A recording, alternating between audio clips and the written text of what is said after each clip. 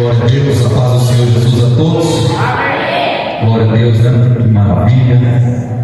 Eu confesso para vocês que nós começamos a louvar aqui na frente. Eu fiquei com o meu corpo pegando fogo. É Jesus. Irmãozinho, um convite se estende para todos os outros demais irmãos, viu? Eu convidei alguns, não tem vergonha. Pode vir, que essa vergonha vai passar em nome de Jesus. Amém? Irmãos, sem perder tempo, abra comigo a tua Bíblia. No livro de Jó, no capítulo 42, do versículo 10. E depois você vai lá no capítulo 1. Jó está antes de Salmos. Jó, capítulo 42, versículo 10.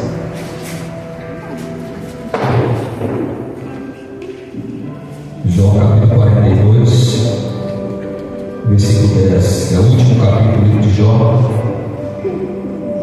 E depois você vai lá no capítulo 1 e deixa aberto lá, para você entender aquilo que Deus deseja ministrar ao nosso coração. Jó capítulo 42, versículo 10, diz assim a palavra de Deus, na minha tradução: e mudou o Senhor a sorte de Jó. Em outras traduções está virou o cativeiro. Mudou o Senhor a sorte de Jó quando este orava pelos seus amigos, e o Senhor lhe deu o dobro de tudo quanto antes possuía. Amém? Agora o versículo 16, vamos ver o 16 também. Depois disso, depois de tudo aquilo que aconteceu, viveu Jó 140 anos, e viu a seus filhos e os filhos dos seus filhos até a terceira e quarta geração. Até a quarta geração. Então morreu Jó, velho, farto de dias. Amém? Feche os teus olhos. Querido Deus, mais uma vez eu me coloco na disposição do Senhor. Fala conosco nesta noite, fala com a tua igreja, fala com o teu povo, Pai. Porque eu sei que cada um saiu da sua casa para ouvir a tua voz neste lugar.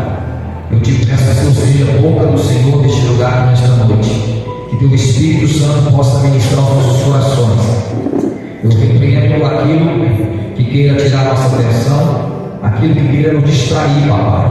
Repreendo toda ação maligna, toda obra do inferno contra este lugar, contra o teu povo. Mas que nesta noite os olhos sejam abertos, os ouvidos estejam atentos para ouvir aquilo que o Senhor deseja ministrar ao nosso coração. Eu me coloco à tua disposição e lhe peço que eu seja um instrumento para a glória do teu nome, em nome de Jesus. Amém. Irmãos, todos nós já ouvimos falar da história deste homem. Jó é um homem que é um dos mais velhos da Bíblia, embora ele está quase na metade do livro, no meio da Bíblia. Era um homem que viveu muito tempo.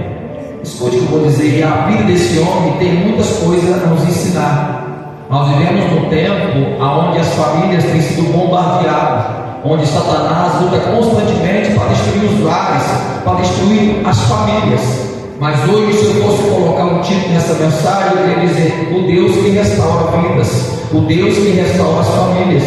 Porque muitas das vezes Satanás tem investido de uma forma poderosa, uma forma muito grande, para acabar com a família, para acabar com os lares. Porque ele sabe que se ele afeta uma família, ele afeta a sociedade. Porque a sociedade entenda algo, ou seja, a família é a base da sociedade. Se a família vai bem, a igreja vai bem. Se a família vai bem, a sociedade vai bem. Se a família vai mal, tudo vai mal. E a Bíblia começa a ensinar a história desse homem. No capítulo 1, você está com a Bíblia aberta, no versículo 1, no decorrer daquilo que eu vou estar falando, às vezes você está lendo também, para você entender. A Bíblia começa a dizer que Jó era um homem que vinha na terra de luz, era um homem íntegro, reto, temente a Deus, que se desviava do mal. O que Deus já começa a falar sobre o currículo desse homem? O que seria pastor? Uma pessoa íntegra. É uma pessoa íntegra, é aquela pessoa que ele, ou seja, ele é quando ninguém está vendo ele. É uma pessoa, quando você está no quarto fechado, você se revela quem você é. E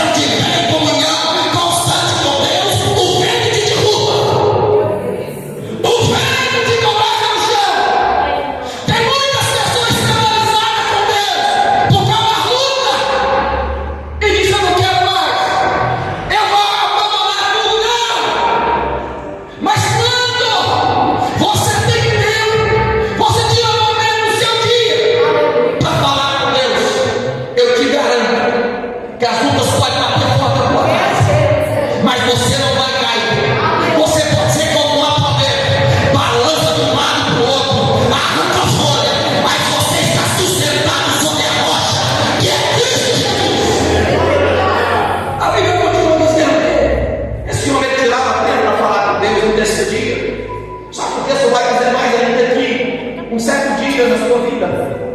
Vai ter uma reunião nos céus, nas regiões celestiais, aonde Deus vai se encontrar com seus filhos. Os filhos aqui está falando sobre os anjos. E logo, juntamente com aquela reunião nos céus, onde Jó não sabe nada disso, porque nas regiões celestiais vai se apresentar quem? Satanás, o atrevido, o engenheiro. E Deus vai começar uma pergunta com ele. Uma pergunta para ele. Não vou ler, não vou passar mais tempo. Depois você está no capítulo 1, no capítulo 2. E vai perguntar: de onde vens? Satanás vai responder: estava pela terra, passeando, observando. Estava lá. E Deus vai começar a puxar a conversa com ele. Observou meu servo Jó? Homem fiel, homem íntegro, homem que não tem duas caras, homem que é o que é dentro do quarto lá fora, homem justo, homem que teme a mim, homem que se afasta daquilo que é errado. E Satanás vai se igual para Deus lá. Satanás poderia dizer: eu não conheço esse homem, não vi ninguém na terra ainda que tenha esses requisitos que o Senhor está falando. Mas não, sabe o que Satanás fala para Deus? É o seguinte: o Senhor dá tudo para ele. Em outras palavras, o Senhor compra Jó com as bênçãos. Jó é cercado com um muro de proteção. Aonde Jó coloca a mão vira ouro. Qualquer um te serve. Satanás tem que amar Deus. O Senhor dá bênção para Jó. Por isso que Jó é o que é. Mas tira dele, arranca dele, e você vai ver. Você não vai virar a cara do Senhor das minhas palavras. Você não vai revoltar com o Senhor. Escute o que eu vou dizer, eu vou dar continuidade. Satanás está dizendo: ei, o Senhor colocou um muro de proteção. Ou seja, nós não podemos tocar nele. Escute o que eu vou dizer, preste atenção. O que Deus ministrava. Quando nós andamos com Deus, quando nós servimos a Deus, Deus coloca uma muralha de fogo ao nosso redor, onde o diabo pode dizer: eu vou tocar, eu não posso tocar nele. Por quê? Porque a mão do Todo-Poderoso está guardando, está protegendo ele. E naquele momento, Satanás fala: ô, se Deus permite, tudo bem, já que você está insinuando a primeira tese, que Jó só me serve por aquilo que eu dou, você pode tocar nele, somente no dia da minha vida. Sabe o que eu aprendo aqui? Nas palavras de Martim Lutero: Satanás é como um cachorro na coleira de Deus. Ele só vai até onde Deus permite, nem um centímetro a mais.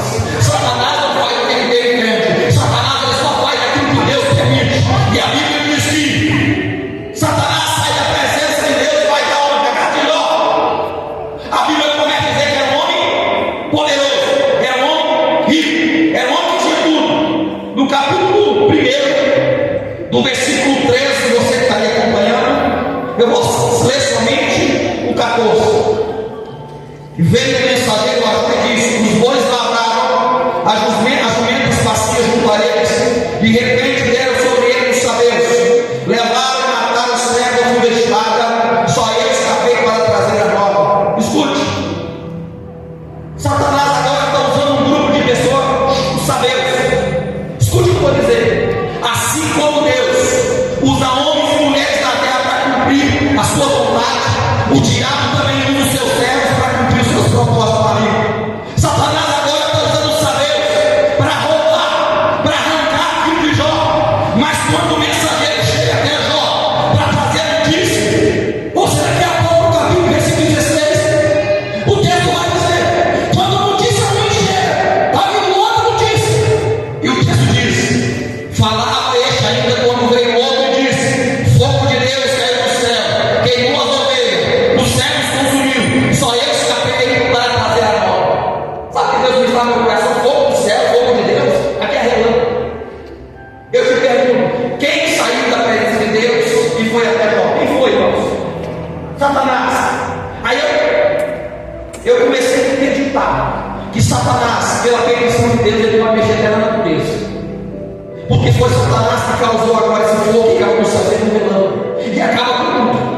Escute o que eu vou dizer. Deus me está no meu coração, Marcos capítulo 4. Quando Jesus está descendo do mar, rumo à cidade de Gadara, aonde tem alguém endemoniado, aonde tem uma legião de demônio. Quando Jesus estava dormindo na polpa, surge de repente um vento forte e um mar muito forte.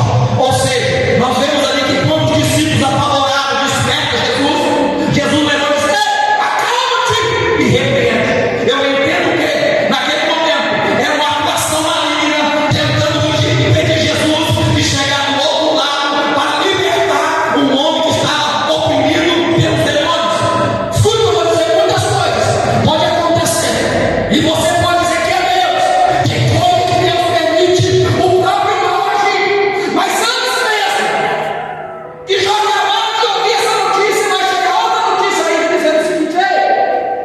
veio os caldeus e acabou de roubar tudo aquilo que você tinha. Uma notícia ruim atrás da outra, só que não para. Nesse momento, quando essa notícia finaliza, daqui a pouco chega outro para trazer outra notícia. Ó, é o seguinte: os seus filhos estavam reunidos na casa, banqueteando, vieram vendo. Quem está fazendo aqui não é Deus, é o diabo. Veio o vento que bateu os quatro da casa. A casa caiu e matou todos. Só ele restou para trazer de novo. Satanás olhando agora, agora vai blasfemar. Quero ver se vai continuar sendo fiel a Deus como é, com todo cheio de bênção. Muitas vezes Satanás está observando eu e observando você. Porque tem muitas pessoas, entenda algo, eles glorificam e exaltam da glória a Deus quando as coisas estão tudo bem. Mas quando as coisas começam a ficar mal, acredita que Deus se esqueceu, que Deus te abandonou, e o diabo está olhando e dizendo: vai pegar agora, era um homem rico, agora ficou pobre, era um homem com a família abençoada, agora já não tem mais nenhum filho. Satanás olhando e dizendo: é agora, quando o Jó recebe a última notícia que ele faz, diante daquela dor, diante daquele sofrimento, porque ele era homem, diante daquela dor, a Bíblia vai dizer que ele vai rasgar o teu manto, vai rapar a sua cabeça, vai ser lançado no chão e vai dizer: o Senhor Deus, o Senhor do amor, bendito seja o nome do Senhor. O que Jó está mostrando para o diabo: eu não adoro a Deus pelas bênçãos que Deus dá, eu adoro a Deus por aquilo que Deus é na minha vida. Você tem que adorar a Deus não pelas bênçãos que Ele te dá, mas sim por aquilo que Ele é na tua vida. Escute, irmão, há uma diferença muito grande em louvor e adoração. Como assim, pastor? O que é louvor? Louvor é elogio. Você louva a Deus por aquilo que Ele fez, e adoração, você adora por aquilo que Ele é. Escute, Satanás pode dizer que ele vai blasfemar. Quantas vezes muitos dizem que amam a Deus, que adoram a Deus, é só a luta bater na porta, se revolta contra Deus. Só que Satanás, a tese de Satanás saiu por terra, porque Deus estava dizendo o seguinte: o meu servo, mesmo perdendo tudo, continua sendo fiel a mim. Muitas vezes temos que entender ser fiel a Deus na adversidade, nas batalhas, nas guerras. Sabe o que Deus ministra mais no meu coração? Que Deus só permite você passar algo, aquilo que você é capaz de suportar. Deus só permitiu Jó passar o que passou, porque Ele sabia que Jó tinha estrutura para enfrentar aquilo. Às vezes na vida você diz: pastor, eu não vou dar conta, eu não vou aguentar, essa luta é demais para mim, essa luta é grande demais para mim. O meu Deus manda dizer para você nessa noite: ei, se eu estou permitindo a tua palavra na tua vida, porque eu conheço a tua estrutura, eu sou poderoso para te fortalecer você nessa batalha. Porque muitas vezes nós não nos conhecemos nós mesmos, nós nos conhecemos, e eu costumo dizer que o ser humano se revela é na dor, o ser humano se revela é na adversidade, porque quando vem, irmãos, todo mundo dá glória. Deus é bom, Deus é bom. Quero ver continuar dando glória a Deus. Deus é bom quando as portas fecham, quando a despesa está vazia, quando as coisas não saem do jeito que você espera, e Satanás observando. Só que não para por aí. Ou passando alguns dias, a Bíblia não fala no capítulo 2, e uma vez mais vai ter reunião nos céus. E quem vai lá de novo? O intruso, o xerife. Uma vez mais Deus perguntou: de onde vem? E Satanás: mudei minha agenda, continuo pela terra, passeando por ela, observando os homens. Mais uma vez Deus observou meu céu, Jó, mesmo que você me insultou contra ele sem causa, porque não tinha motivo, ele permanece fiel a mim, homem fiel, homem íntegro, homem justo, homem que se desvia do mal. E que Satanás fala? Ele tem saúde ainda, né?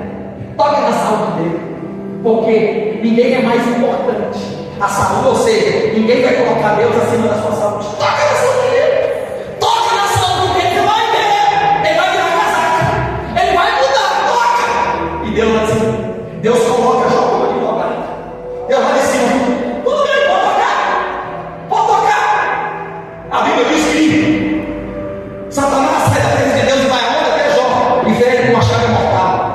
O que Deus pensa no meu coração?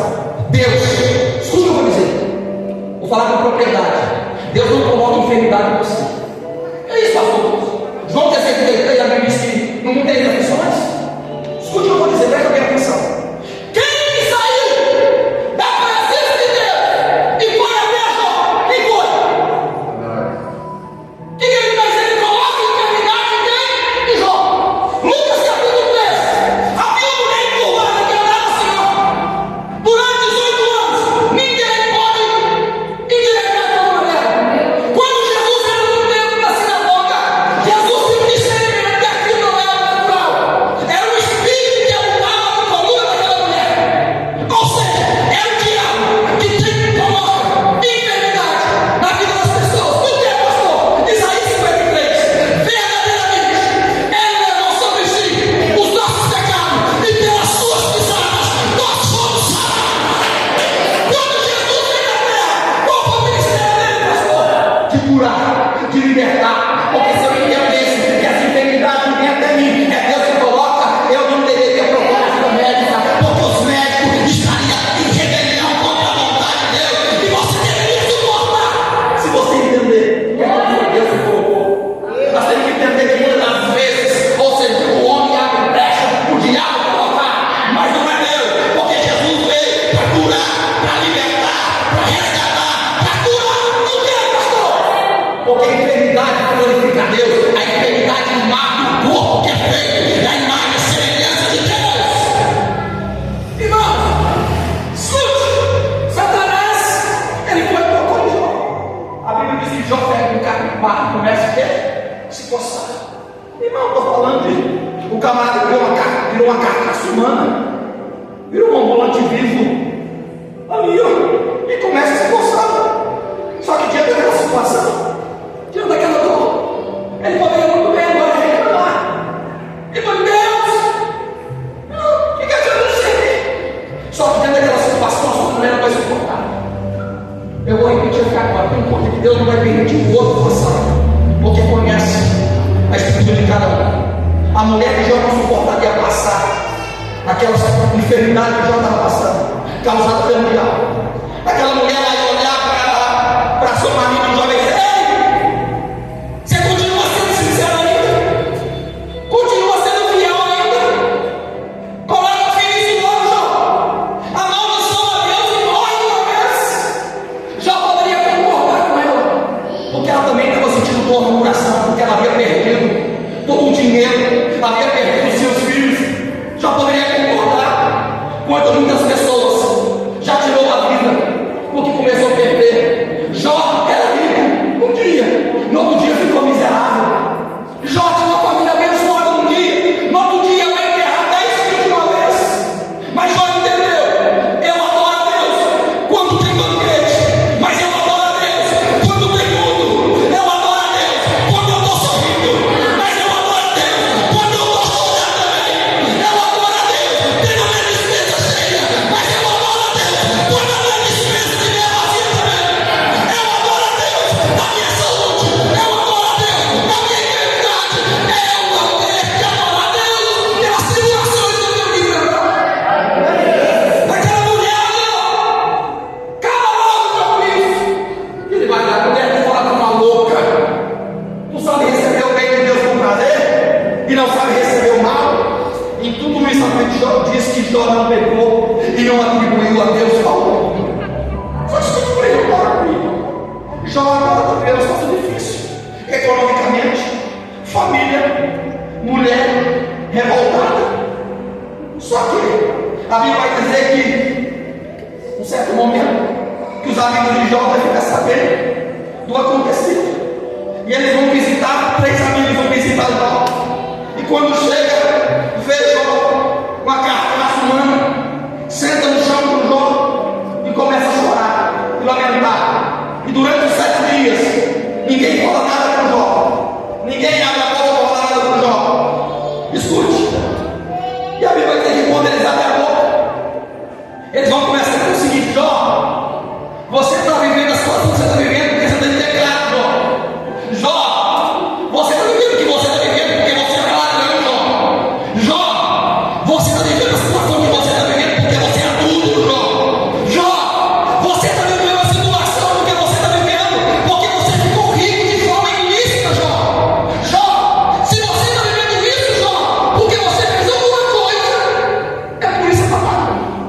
Nem todas as vezes, porque você está passando por uma situação difícil, é resultado de algum pecado, é resultado de alguma coisa que você cometeu. Só que o interessante é que diante disso, no capítulo 3, Jó, ele vai fazer, ou seja, 16 vezes ele vai perguntar para Deus: Deus, por quê? É o que você me pergunta muitas vezes: por que eu estou passando por isso, Deus? Deus, por que isso não passa? Então, 16 vezes Jó vai perguntar para Deus: Deus, por que eu não morri no meio da minha mãe? Deus, por que a minha mãe teve leite no seio para aumentar? Deus, por que isso não acabou comigo? Deus, por que eu estou nessa situação? Muitas vezes eu falo assim: Deus, por que isso? Por que daquilo? Por que daquilo outro? E sabe qual foi a resposta de Deus?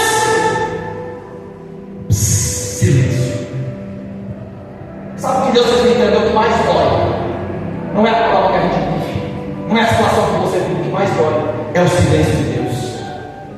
É você se entender, procurar entender e não saber por que está vivendo aquilo. Mas na região celestial havia um conflito, havia uma guerra. Jó não entendia, não sabia por que estava vivendo aquela situação. Ele pergunta durante 16 vezes: por quê? Por quê? Por quê? Por quê? E não tem resposta. Quantas vezes nós perguntamos por quê, por quê, por quê? E às vezes deveríamos mudar isso. Para quê? Não por quê. Por que, Deus? Por que isso não passa logo? Por que isso não arranca essa dor de mim logo? Por que a minha vitória não chega? Por que, Deus, a minha família está assim? Por que o meu lar está assim? E o que Deus fala? Nada. Escute o que eu vou dizer. Nem todas as vezes, não é porque você às vezes não vê um barulhão, alguma coisa acontecer, que Deus não está trabalhando. Eu digo para você que Deus trabalha no silêncio, que Deus trabalha no silêncio, Deus trabalha no fogo, Deus trabalha na tempestade, mas Deus trabalha no silêncio também. Você pode estar entendendo, pastor? Eu estou vendo sinal de Deus, mas não quer dizer que Deus não esteja trabalhando no silêncio de Deus. Deus está trabalhando em favor da tua vida. Ele pergunta e não tem resposta. Irmãos, esse não foi provado nas áreas do ser humano, defende a cada dia: família, finanças, filhos. É provado com isso. Irmão, eles começam a acusar, os seus amigos começam a acusar. Começam a acusar: você está assim porque você cometeu pecado mesmo. Você está assim porque você é ladrão. Irmão, o que Deus ministrava hoje atrás do meu coração é o quê? As acusações, as pedradas virão de pessoas que caminham com você, e não de pessoas que estão distantes de você. Porque as verdadeiras pedradas, as traições, são daqueles que estão próximos a você, e não daqueles que estão longe de você. O que mais fere é quem está perto, o que mais fere não é quem está longe. Porque se alguém dizer: eu vou te dar uma pedrada aqui e lá fora, não vai mexer com você nenhuma. Geralmente as pedradas, as traições, vêm de quem está do teu lado. Eu te faço uma pergunta: quem traiu Jesus? Judas. Quem era Judas? Comia com Jesus, bebia com Jesus, operava milagre em nome de Jesus, dormia onde Jesus dormia. Quem traiu? Judas. Aqueles que deveriam consolar vieram para acusar, dizendo: ei, você está assim por causa disso, por causa daquilo. Só que a vida de Jó não para. Agora se coçando, agora vivendo aquela situação difícil. No capítulo 19, a Bíblia vai dizer que aqueles que eram amigos de Jó, aqueles que eram empregados de Jó, viraram as costas para Jó. A Bíblia diz que Jó clamavam e eles viraram as costas para Jó. Muitas vezes a nossa vida não é diferente. Aqueles que você esperava que fizessem alguma coisa por você na tua dor,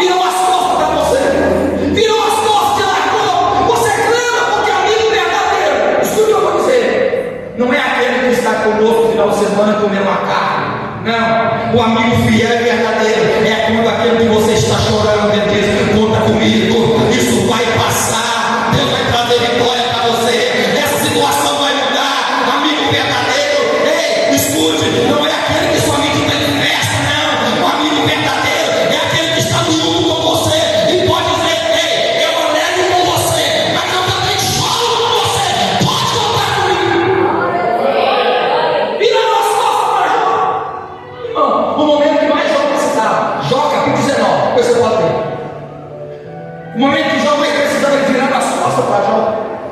Só que vai chegar um certo momento. Jó está nascendo, no versículo 25 do capítulo 19, que a esperança vai brotar no coração de Jó. E Jó vai erguer os olhos para o céu. Porque às vezes você olha para o lado e não vê saída. Você olha para frente e não vê saída.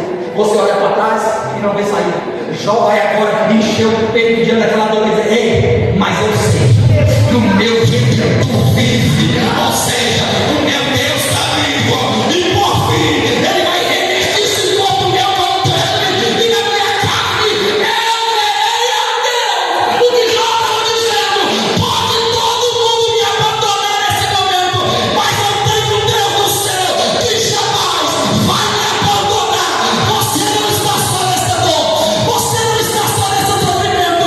Há um Deus que te sustenta, há um Deus que segura a tua mão, há um Deus que diz: conta comigo, porque eu estou no teu lado.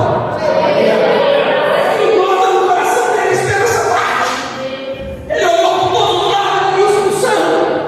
Aí olhou para o lado dele, o meu redentor amigo. Às vezes nós procuramos solução em homens, dependemos demais do homem, mas nesta noite eu lhe convido você a começar a olhar para o alto, porque é do alto que vem o teu socorro, é de Deus que vem aquilo que você precisa. Irmão, e Jó vai fazer 34 queixos para Deus também, porque Jó tem que responder. Só que Deus não responde nada. No capítulo 31, eu não vou ler não, você lê, que Deus agora vai se revelar para Jó. E Deus agora vai começar a fazer umas perguntas para Jó. Perguntas retóricas. O que é isso, pastor? Resposta. Deus começa a perguntar para Jó, capítulo 38, 39, assim: Jó, aonde você estava quando lançava os fundamentos da terra? Jó, aonde você estava quando as almas brilhavam e regozijavam na minha presença?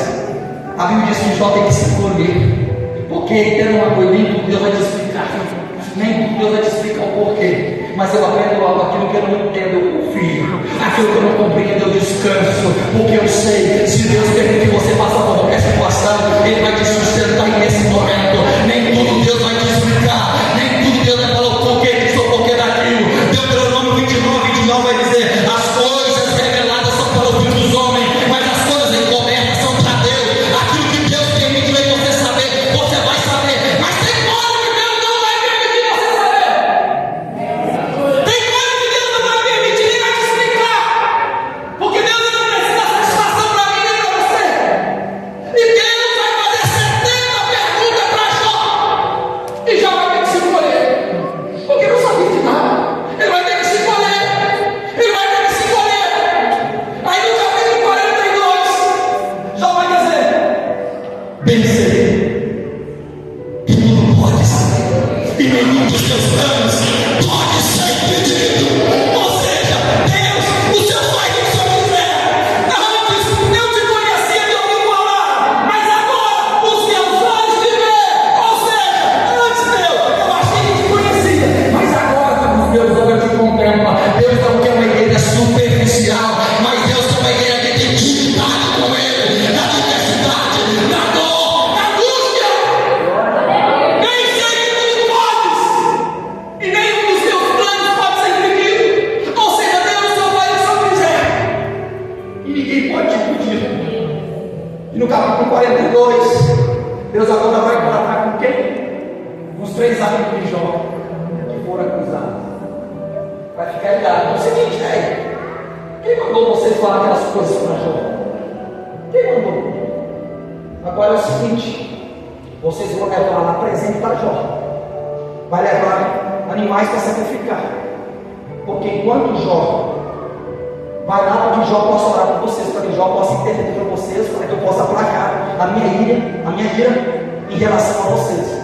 Sabe o que Deus me está no meu coração? Quem trata com aquele que é o nosso mal é o próprio Deus.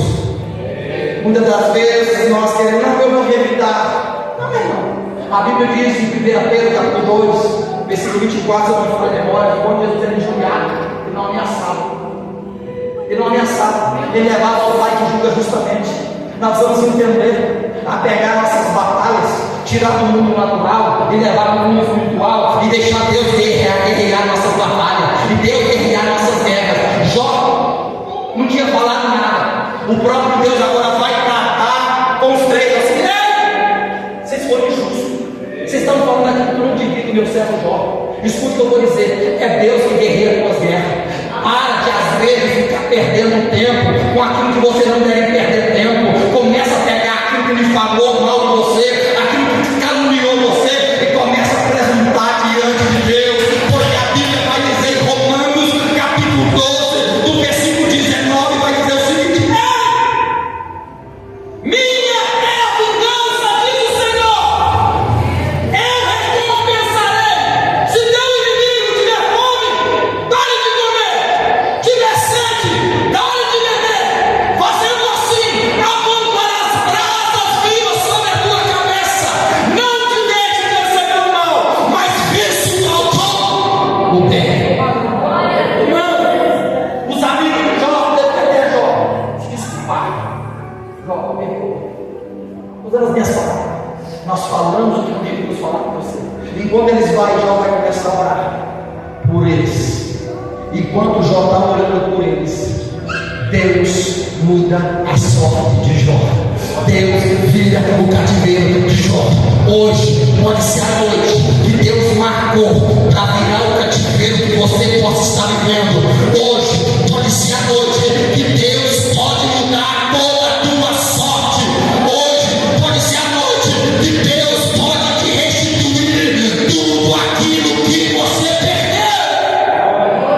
A Bíblia diz que Jó, homem de Deus, restituiu Jó o dobro daquilo que ele havia perdido. Se ele é um homem poderoso, ele tornou agora 2 vezes mais poderoso. A Bíblia diz que Deus deu mais 10 mil para Jó. Aí você pode perguntar: mas Deus não deu 20?